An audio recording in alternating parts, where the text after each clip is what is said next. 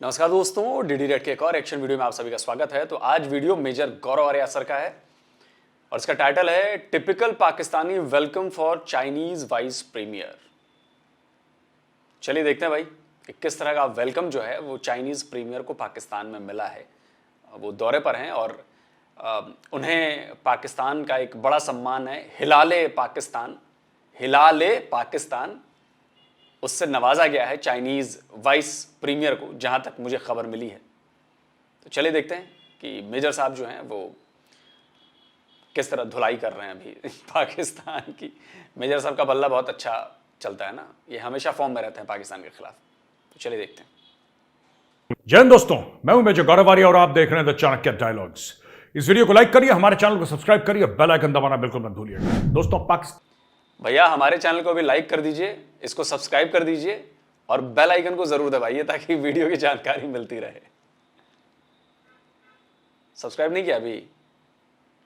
इसलिए करना जरूरी है भाई कि इसमें जो सब्सक्राइब करने वाले लोग हैं 100 में से अगर मैं डेटा आपको दिखाऊं तो 36 या 36 लोग ही जो हैं सब्सक्राइब करते हैं और 64 लोग अनसब्सक्राइब करते हैं, मतलब अनसब्सक्राइब नहीं, सब्सक्राइब नहीं करते हैं। तो बिना सब्सक्राइब किए ही देखते हैं वीडियो। तो भैया कर दीजिए सब्सक्राइब भाई। पाकिस्तान में आप सुन ही चुके होंगे, इतना बड़ा एक सुसाइड अटैक हुआ है, इतना बड़ा बम धमाका हुआ है कि 40 से लेकर 45, कोई कह रहा है 42, कोई कहता है 44, कोई कह रहा है 45 लोग अभी तक जान से अपनी जा चुके हैं। और डॉक्टरों का यह कहना है कि जो 200 से ज्यादा लोग अस्पताल में हैं उनमें से कितने पता नहीं बच पाएंगे, नहीं बच पाएंगे। और इसका एक एक्सपेक्टेशन ऐसी डॉक्टर्स में है, एक ऐसा डर उनके मन में है कि और भी कैजुअलिटीज हो सकती हैं। पहली बात, बहुत अफसोसनाक चीज है, बहुत अफसोसनाक चीज है दोस्तों। ये हुआ किसके साथ? जमातुल उलेमा इस्लामी, JUIF। एफ क्या है? यानी कि फजलुर रहमान फैक्शन।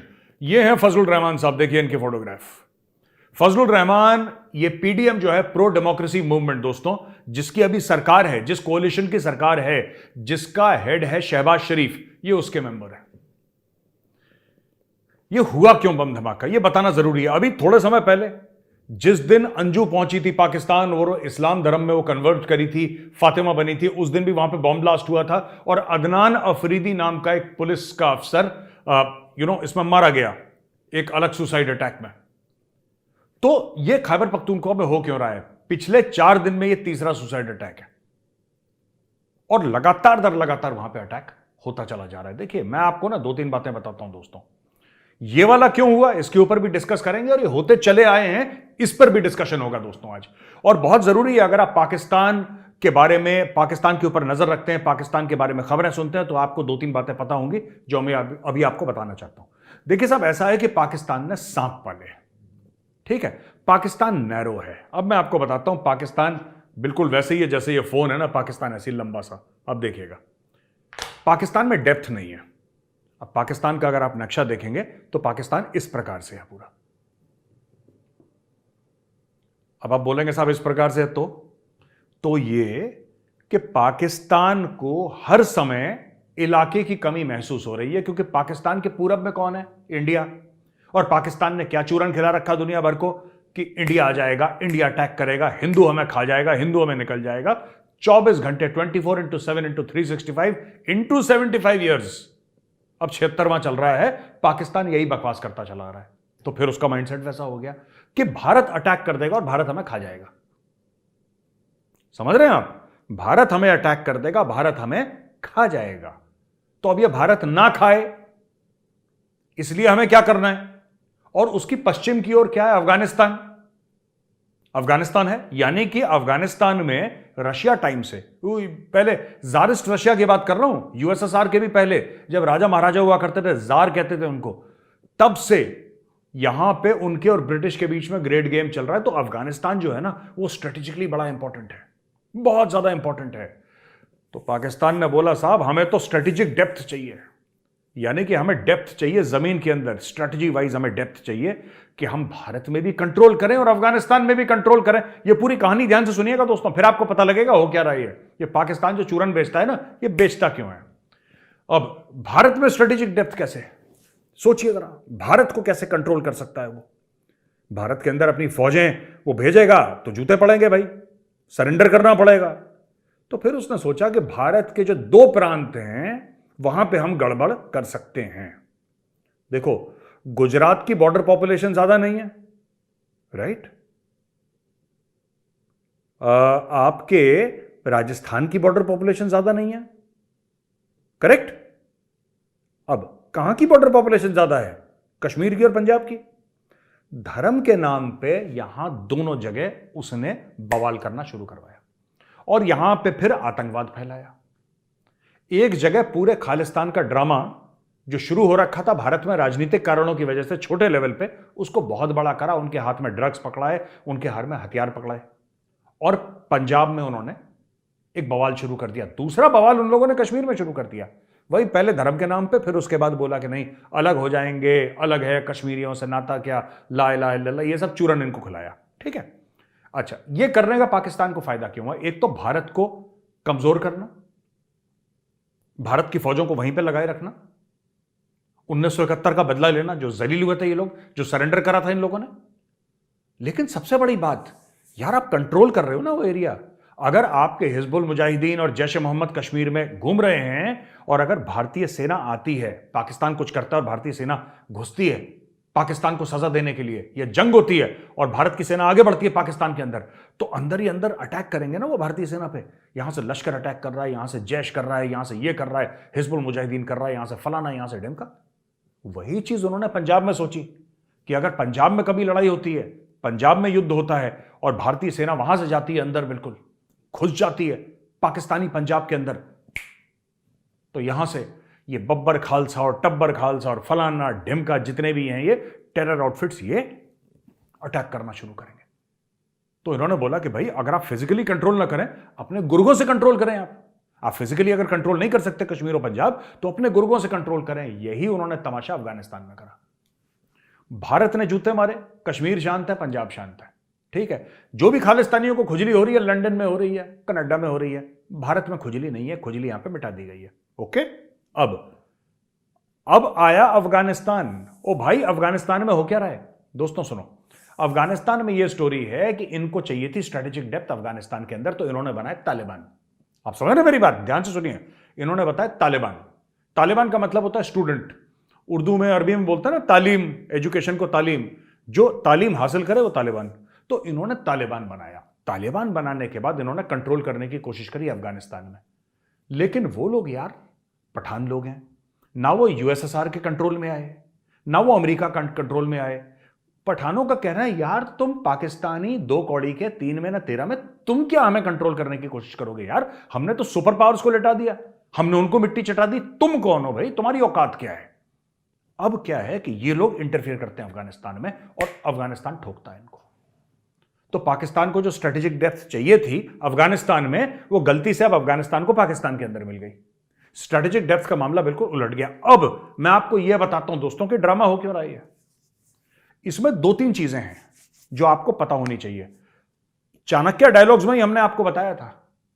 चाणक्य डायलॉग्स के अंदर हमने आपको क्या बताया था दोस्तों? हमने यह बताया था आपको कि पाकिस्तानी आर्मी ने कंडेम करा है यह अफगानिस्तान जो अपने गुर्गे भेजता है, अपने टेररिस्ट भेजता है, तहरीक तालिबान पाकिस्तान भेजता है, ये मतलब पाकिस्तानी आर्मी के वर्ड्स हैं, मेरे वर्ड्स नहीं है, ये भेजता है। इनको बंद करना चाहिए, अगर ये बंद नहीं करेंगे तो देखना फिर हम इनकी गर्दनें उतार देंगे। अजीम फौज है, नंबर 1 फौज है, नंबर 1 ISI है, नंबर 1, नंबर 2, ये फलाना ढिमका। उन्होंने खूब, जनरल आसिम मुनीर ने खूब धमकियां दी। ठीक है, धमकियां दी जनरल आसिम मुनीर ने। उसके बाद जनरल आसिम मुनीर और उसके कोर कमांडर्स ने बोला हम अफगानिस्तान के ऊपर अटैक कर देंगे। थी बेवकूफी की बात, थी बेवकूफी की बात। अफगानिस्तान पे अटैक करने वाले तो मिट्टी के नीचे दब गए। It's suppose to be, Afghanistan is called the graveyard of empires. भाई वो जिसको कहते हैं कि ना, वो एम्पायर्स का बड़े बड़े जो राज हो चुके हैं पहले, ठीक है, उनका ग्रेवयार्ड है, उनका कब्रिस्तान है वो। वहां पे बड़े बड़े राजा, बड़े बड़े तीसमार खान दफन हुए थे वहां पे अफगानिस्तान की मिट्टी पे। ये लोग कह रहे हैं हम अफगानिस्तान को ना मजे चखाएंगे, ठोकेंगे पठानों को। पठानों ने चिपका दिया इनको। और टीटीपी है टेररिस्ट, मैं मानता हूं टेररिस्ट है, लेकिन ये सब ये पैदा किसने करे? पाकिस्तान ने पैदा करे। अब पाकिस्तान ने पैदा करे तो जूते पड़ रहे हैं। अब क्या हो रहा है यहां पे कि एक तो इन्होंने धमकी दी जनरल आसिम मुनीर ने कि मैं ठोक दूंगा, ये कर दूंगा, वो कर दूंगा, तुम्हें ये तुम देख लेना। उन्होंने बोला तुम ठोकोगे बेटा, तुम जब तक प्लान बनाओगे ना तब तक 10-15 अटैक हो चुके होंगे। अब उनके पास कोई है वो जिसको फाइटर जेट कहते हैं, वो तो है नहीं तालिबान के पास। तालिबान के पास कोई ऐसे टैंक भी नहीं है, बड़े बड़े होंगे कुछ, मैं मना नहीं कर रहा, लेकिन उस लेवल के टैंक नहीं है जो पाकिस्तान आर्मी के पास है।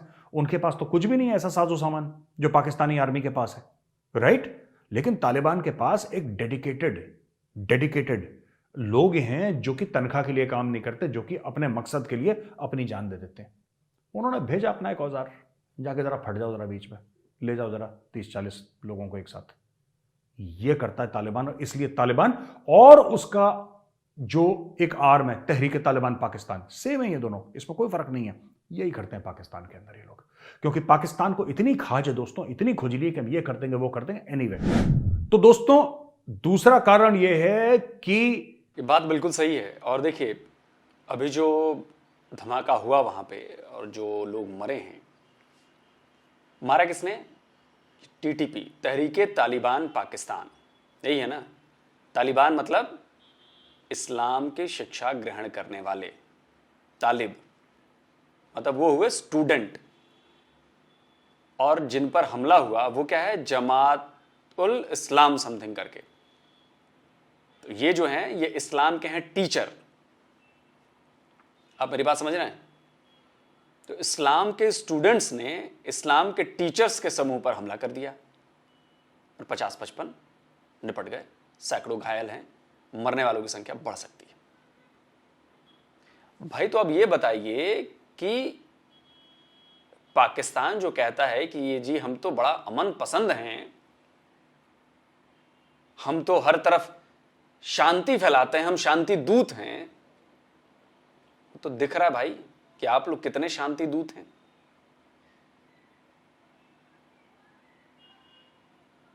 दोनों कुरान को मानने वाले, दोनों कुरान को पढ़ने वाले, दोनों इस बात में होड़ लगी है कि मेरा वाला इस्लाम सच्चा है, तेरा वाला झूठा है, और ये कहता है कि जी मेरा वाला इस्लाम सच्चा है, तेरा वाला झूठा है, और दोनों ने एक दूसरे को मार काट खाया।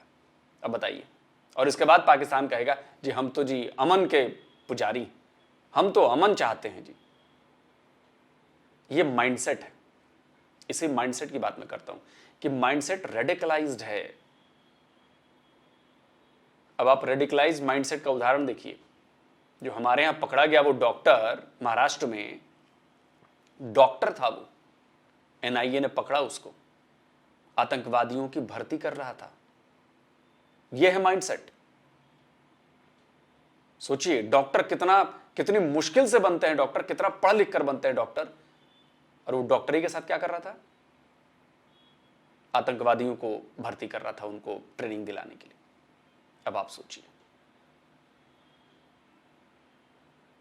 यह है हालत। लेकिन अब क्या कर सकते हैं भाई, निपटना तो है। इन जैसे और भी जितने होंगे इन सबसे निपटना है, और निपटना पड़ेगा, क्योंकि आप तो युद्ध में हैं बॉस, और लड़ाई लड़नी पड़ेगी। हर दिन की लड़ाई है, ये लड़ाई रुकेगी नहीं, और इस लड़ाई में जीत उसी की होगी जो जल्दी से पहचान लेगा, आसपास नजर रखकर देख लेगा। लेकिन पाकिस्तान में ऐसा है नहीं। पाकिस्तान में सब एक ही है, पहचान में नहीं आते हैं कि अच्छा ये सही वाला है कि गलत वाला है, और उसी में गड़बड़ हो जाती है। आए दिन मस्जिदों में ब्लास्ट, आए दिन बाजारों में ब्लास्ट, पुलिस लाइन में ब्लास्ट, अब बताइए ये जलसे में ब्लास्ट, और जिसके पीछे भारत की साजिश है जी। हर चीज के लिए भारत को जिम्मेदार ठहराता है। ही लाइफेंग जो कि वाइस प्रीमियर है, वाइस प्रीमियर कहां का है? ये वाइस प्रीमियर है चाइना का। ये आया है पाकिस्तान काय के लिए 10 इयर्स ऑफ सीपैक सेलिब्रेट करने के लिए।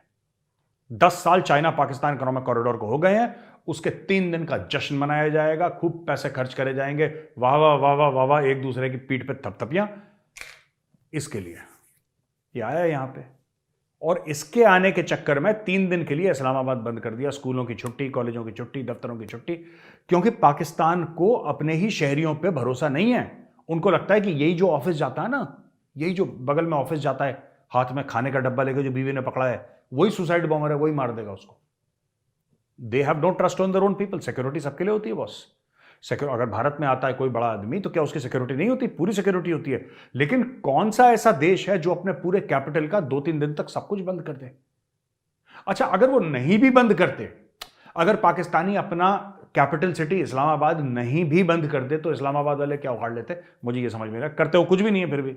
लेकिन सबसे बड़ी बात यह है कि उन्होंने 3 दिन के लिए बंद कर दिया। अभी हील लेफिंग आया है, अब ये China Pakistan economic corridor celebrate.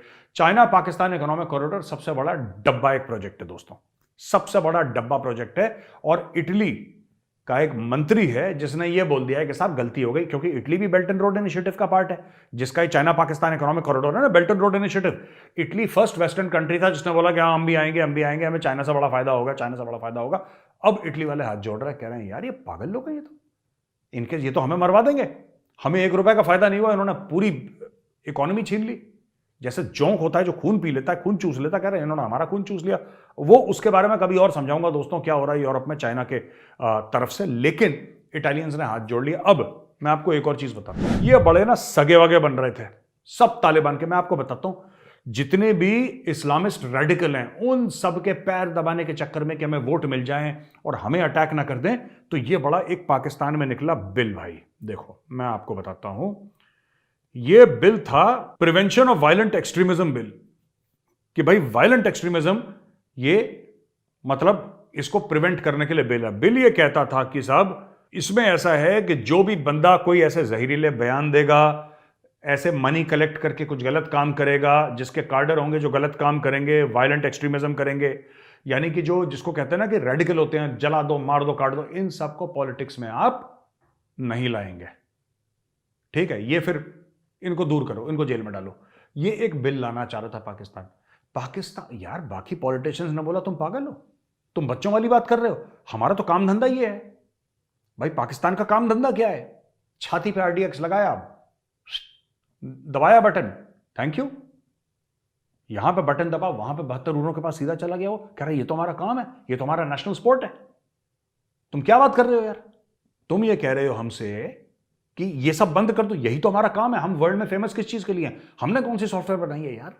हमने कौन सा चंद्रयान भेजा है ऊपर? हम कौन सा गगनयान का प्लान बना रहे हैं? हमने कौन सा तेजस बना लिया? हमारे कौन सा CEO गूगल और अडोबी और बाकी सब कंपनियों में लगे हैं? हमारा तो सिर्फ एक ही क्लेम टू फेम है, RDX की जैकेट पहनो, बटन दबाओ, बस ऑफ यू गो। और तुम वही बंद करना चाहते हो, हमारा तुम काम धंधा बंद कर दोगे। तो भाइयों इन्होंने फिर ये सब ड्रामा वरामा करा, और सेनेट चेयरमैन सादिक संजरानी ने संडे को ये बोल दिया कि साहब इसको ड्रॉप करो, ये कोई इसमें इंटरेस्टेड नहीं है। और ये बिल पेश करा था स्टेट मिनिस्टर शहादत आवान, नाम भी देखो इसका शहादत है, शहादत आवान। इसको ड्रॉप कर दिया क्योंकि इसने बोला कि साहब फार रीचिंग कॉन्सिक्वेंसेज है। अच्छा, इसमें से एक बंदा जिसने इस बिल को अपोज करा था कि नहीं, सारे जितने भी टेररिस्ट हैं पाकिस्तान में सबको पूरा फ्रीडम मिलना चाहिए, ठीक है, पूरा सब कुछ मिलना चाहिए उनको, पूरे जोश और खरोश थे, सारी ये गलत एक्टिविटीज को सपोर्ट करा था, वो था मौलाना फजलुर रहमान। मैं आपको स्टोरी क्यों सुना रहा हूं? मौलाना फजलुर रहमान वही है जिसकी मीटिंग में बम फटा है जिसमें कि 40-45 लोग मर गए। Have you understood? समझ में आ गई आपको बात? तो मैंने आपको पूरी हिस्ट्री बता दी कि इन लोगों ने क्या करा, किस तरीके से इन्होंने शुरू करा, और आज की तारीख में जो बम फटा है उसके 2 कारण हैं।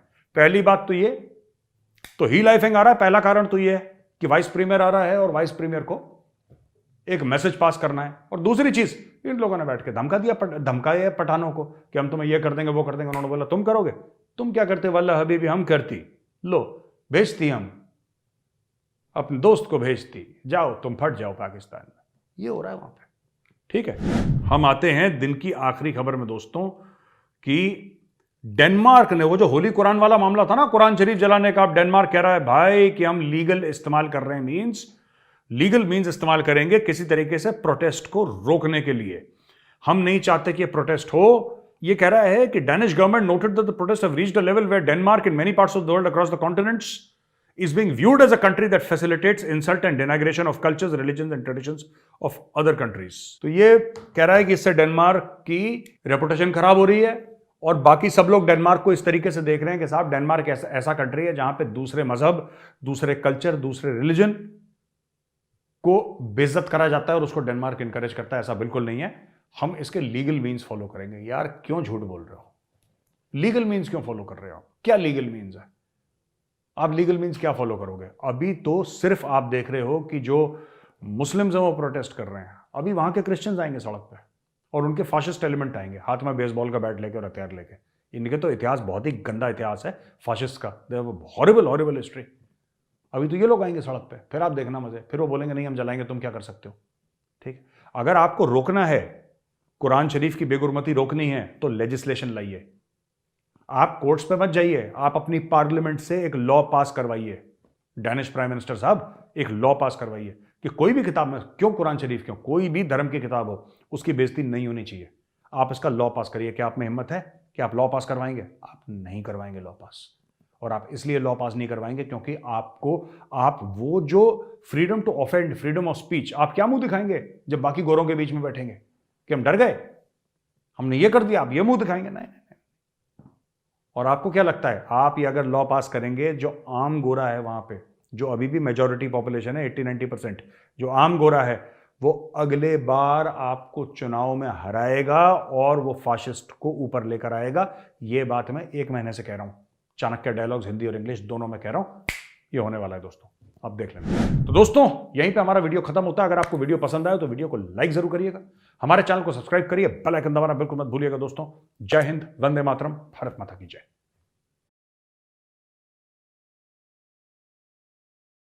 जय हिंद। तो दोस्तों चैनल को सब्सक्राइब करिए, बेल आइकन दबाइए, मेजर साहब को सपोर्ट करिए। और मेजर साहब की बातें वैसे ही पुख्ता होती हैं बहुत, और प्रिडिक्टेबल होती हैं। मतलब प्रिडिक्टेबल का मतलब ये है कि जो प्रिडिक्शन करते हैं वो बाद में जाकर सच भी हो जाती हैं। तो ज़रूर करिए। बाकी जो तीनों चीज़ें बताई गई हैं, एक पर तो बात हो चुकी है, दूसरे पे आते हैं कि फजलुर रहमान और चीनी प्रीमियर और इन पे। देखिए, चाइना को भी पाकिस्तान ये मैसेज देगा कि आप जो चाहोगे वो वैसा होगा नहीं, मतलब खतरा है। अब ये क्यों भला? इसलिए क्योंकि सिक्योरिटी और सेफ्टी के नाम पर वो चाइना से और ज़्यादा पैसे ले सके, डॉलर्स ले सके भाई, कि देखिए हम आपके सिक्योरिटी पे ये कर रहे हैं, वो कर रहे हैं, और हमें थोड़ा और पैसे की ज़रूरत पड़ेगी, नहीं तो देखिए दिक्कत है। अब तो मुझे ये लग रहा है कि डासू डैम पर जो हमला हुआ था वो भी पाकिस्तान ISI ने खुद करवाया था। वो जो उसमें 8-9 मारे गए थे ना चाइनीज़ इंजीनियर्स, तो बड़ा बवाल हुआ था। उसके बाद हर जाने में रकम भी देनी पड़ी थी। तो मुझे ये लग रहा है कि ISI ने खुद ही मरवाया था कि भाई पैसे और दो।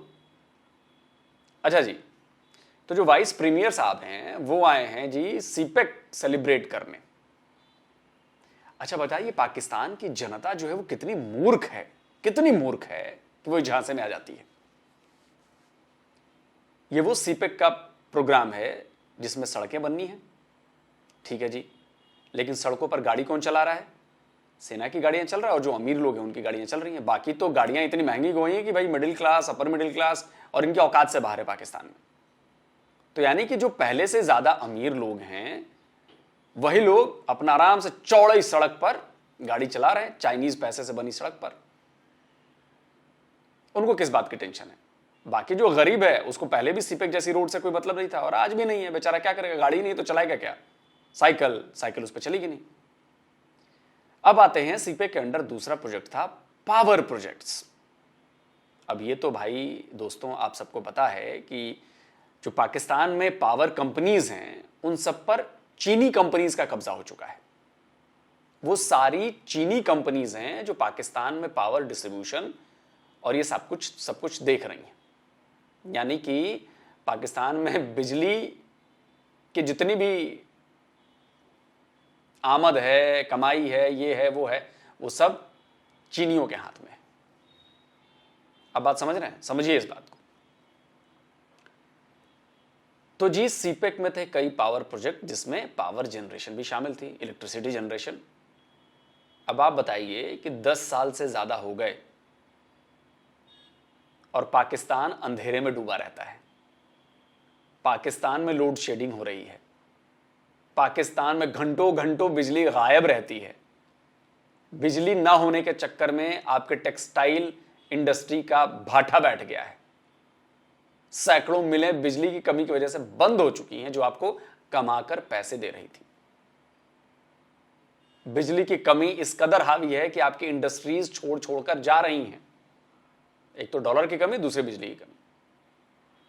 तो आप ये बताइए कि 10 साल में सीपेक से पाकिस्तान को क्या फायदा हुआ, पाकिस्तान के लोगों को क्या फायदा हुआ? जो गेम चेंजर है और ये है और वो है, आप बताइए कि पाकिस्तान के कितने लाखों युवाओं को सीपेक में रोजगार मिला। कितने पाकिस्तान के इंजीनियर्स आज सीपेक में काम कर रहे हैं। और डासू डैम पर चीनी इंजीनियर क्यों मरे? चीनी इंजीनियर काम कर रहे तब मर रहे हैं। तो कुल जमा चाइना ने आपको गोल गोल घुमा रखा है, उससे पाकिस्तान को कोई फायदा होने वाला नहीं। और अगर फायदा होता तो ये बताइए कि टर्की की जो मीडिया है, सरकारी मीडिया TRT वर्ल्ड, उसकी रिपोर्ट के मुताबिक 5 मिलियन चाइनीज वर्कर जो हैं अगले 2 से 3 साल में आपके यहां काम कर रहे होंगे, यानी कि 50 लाख। तो ये बताइए कि क्या पाकिस्तान के युवाओं को रोजगार नहीं चाहिए सीपेक में? चाइनीज वर्कर आकर पाकिस्तान में काम कर रहेंगे, वो भी 50 लाख। तो जो उनको सैलरी चाइना देगा वो वापस चाइना पैसा ले जाएगा। जो उसके इंजीनियर सैलरी पा रहे हैं वो सारा पैसा वापस चाइना ले जा रहे हैं। और जो पैसा पाकिस्तान के लोगों को मिलना चाहिए था, पाकिस्तान में जो नौकरी करते उनको मिलना चाहिए था, वो भी नहीं दे रहे वो। और ग्वादर का तो आपके ऊपर सीधा साधा एग्जाम्पल है कि वहां से वो 100 रुपए कमाते हैं, उनमें से 91 रुपए खुद रखते हैं और 9 रुपए आपको देते हैं। आप सोचिए, ग्वादर पोर्ट जो पाकिस्तान की जमीन पर बना है, बलूचिस्तान में बना है, जमीन उनका, पानी उनका, बिजली भी पाकिस्तान का, सब कुछ। और 100 रुपए की कमाई में 91 रुपए चाइनीज ले जाते हैं खुद। और वहां भी उनके ऑफिसर चाइनीज बैठे हैं, उनके वर्कर चाइनीज बैठे हैं, घंटा पाकिस्तानी नहीं है। लेकिन पाकिस्तानियों का सीना एकदम चौड़ा कर लेते हैं, फुला कर, अरे सीपेक हमारा, ये वो। अजी हाँ। तो दोस्तों बताइएगा वीडियो कैसा लगा। वैसे मेजर साहब की बातें तो हमेशा अच्छी होती हैं, कमेंट करें, जरूर बताएं। और भाई मेरे चैनल को भी सब्सक्राइब कर लीजिए, बेल आइकन दबा दीजिए और वीडियोस को लाइक कीजिए, शेयर कीजिए। जल्दी मिलता हूं एक और नए वीडियो के साथ। नमस्कार, जय हिंद।